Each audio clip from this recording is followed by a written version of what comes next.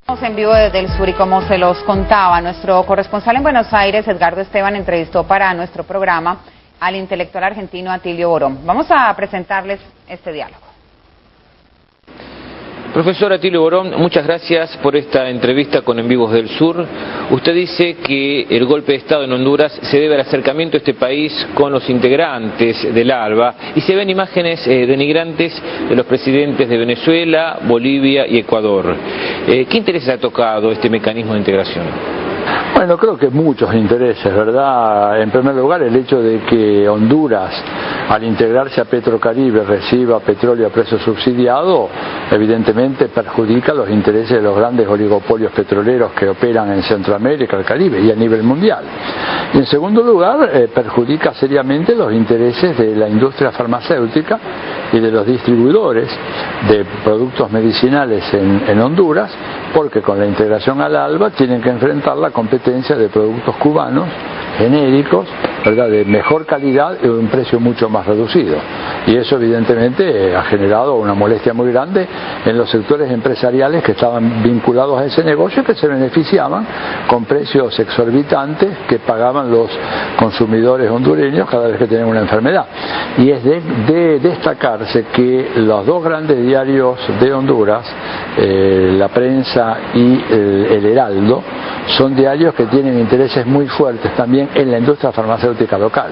De manera tal de que por esos dos ítems solamente vemos como la aproximación al ALBA realmente redunda en perjuicio de sectores que tradicionalmente se vieron beneficiados, y eso explica, digamos, la belicosidad muy grande que han tenido en el derrocamiento del presidente constitucional Manuel Zelaya. Se hablaba del golpe de Venezuela como golpe suave o guerras de cuarta generación. ¿Qué mecanismos volvieron a generar este tipo de situaciones que muchos creían que eran parte del pasado? Bueno, yo creo que hay un dato fundamental para entender la virulencia que tuvo el golpe en Honduras, ¿no es cierto? Y es el hecho que estamos hablando del ejército que ha sido más profundamente indoctrinado por las Fuerzas Armadas de los Estados Unidos, por la Escuela de las Américas en todo el hemisferio americano. Este es un dato que no es menor, para mí es fundamental, en esa socialización política de los militares hondureños que los llevó a actuar, ¿verdad?, siguiendo el manual de operaciones de la CIA como un grupo comando, ¿verdad?, que entró por la noche en la casa del presidente constitucional, lo sacó con hombres encapuchados, digamos, aplicando una metodología propia de la década de los 70 que se arraigó muy profundamente en el ejército hondureño, donde no hubo ninguna autocrítica, ninguna investigación, grupos de tareas formales organizados por el ejército que actuaron con impunidad, masacrando una enorme cantidad de civiles, ninguno de los cuales de los responsables fue llevado a juicio. Entonces me parece que el elemento fundamental es ese, y como decía hace muy poco un sociólogo norteamericano muy importante, James Petras, ningún militar de Honduras se mueve, ¿no es cierto?, para una acción de este tipo sin tener un visto bueno del Comando Sur y del Pentágono. Y a mí me parece que eso es un dato muy importante. Todavía no tenemos toda la evidencia completa, pero seguramente en cuanto pase el tiempo y empiecen a desclasificarse algunos materiales de Estados Unidos, vamos a ver la fuerte implicación de un sector del ejército de los Estados Unidos y de la CIA detrás de los golpistas.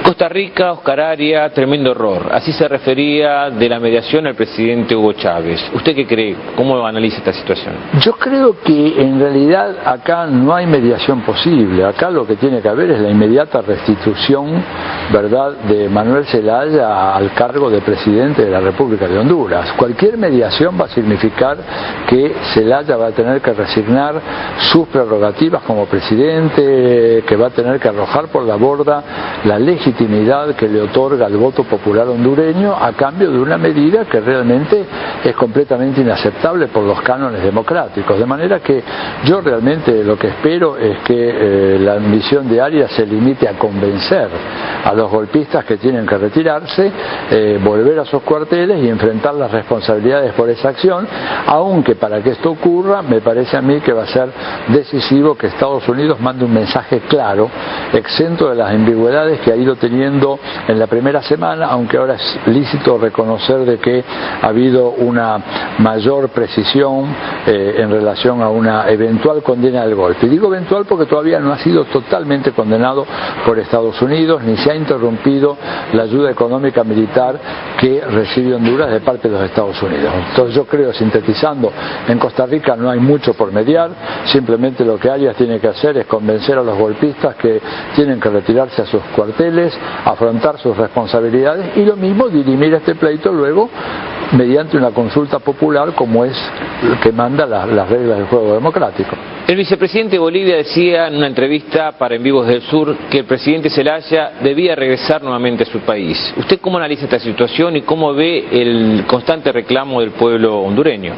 Creo que debe regresar, pero digamos, no debe regresar para caer en manos de estos bandidos que han usurpado el poder. Entonces yo creo que ahí es muy importante por eso tratar de lograr que los golpistas depongan su actitud, ¿verdad? El aislamiento internacional, el aislamiento de todos los países de las Américas, la condena de la OEA, la condena de las Naciones Unidas, me parece a mí que son elementos de disuasión muy importantes que debería ser que Micheletti y todo este grupo que se ha encaramado en el poder mediante un golpe de Estado abandonen su cargo y propicien el reingreso de Zelaya con todos sus atributos como gobernante, y él a su vez deberá hacer un esfuerzo muy grande para organizar el tremendo apoyo popular que ha recibido y que la verdad que ni siquiera el propio presidente Zelaya esperaba, y que me parece que le da una base de negociación política para adelante muy pero muy importante. Yo creo que en ese sentido me parece a mí que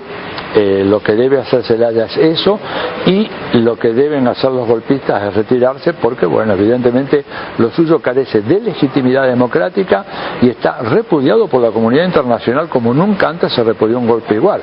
Pensemos que en el 2004 el golpe de Estado de Haití no mereció nunca una condena universal como esta, y este es el primer caso, y además para Obama es un test de fuego.